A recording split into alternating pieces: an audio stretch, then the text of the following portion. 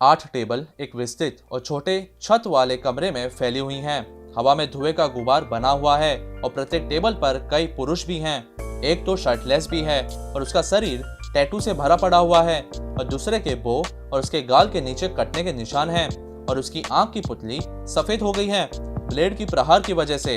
Waitress खाने पीने की चीजों को टेबल पे ले जाती है और प्रत्येक टेबल पर कार्ड का एक विस्तृत सेट है। कुछ खिलाड़ी आगे झुककर उसका विश्लेषण करते हैं और दूसरों की पीठ सीधी है और शराब पी रहे हैं। इसके अलावा कुछ लोगों के पास तलवारें हैं और मेज पर बंदूक भी रखी हुई है और दूसरे पर नकदी का ढेर भी है। वे एक लोकप्रिय जापानी कार्ड गेम हानाफुद खेल रहे हैं और यह आपको आश्चर्यचकित कर सकता है कि दशकों से ये नाइटेंडो के पहले ग्राहक थे। वास्तव में ये क्राइम लॉर्ड नाइटेंडो के प्राथमिक ग्राहक थे। 15वीं शताब्दी में एक स्पेनिश जुए का कार्ड गेम उम्र यूरोप से आया था। यह जापान में जल्द से लोकप्रिय हो गया था क्योंकि यह जुए का पहला लोकप्रिय रूप था। इसके लिए उद्योग कैसीनो के चारों ओर बढ़ने लगे और इन कैसीनो के साथ क्षेत्रों में अपराध में वृद्धि देखी गई। सरकार ने तभी जुए पर प्रतिबंध लगा ही दिया था।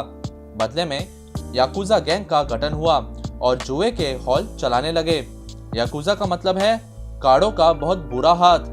सरकार द्वारा उम्र कार्ड पर प्रतिबंध लगाने के बाद याकुजा नए प्रकार के कार्ड के साथ जुए खेलने के लिए आया।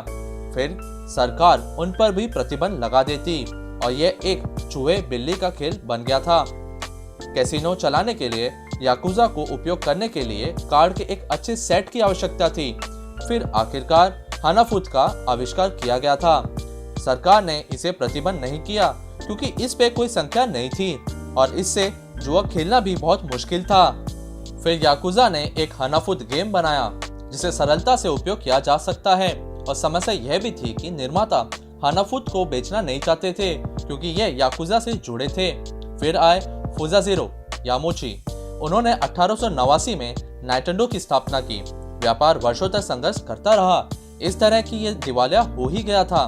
फिर एक मौका देखकर उन्होंने हानाफुद कार्ड बनाना शुरू कर दिया।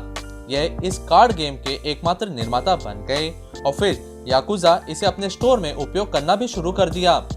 इसने न केवल नाइटेंडो को बचाए रखा बल्कि इसने व्यापार को भी बहुत लाभदायक बना दिया था।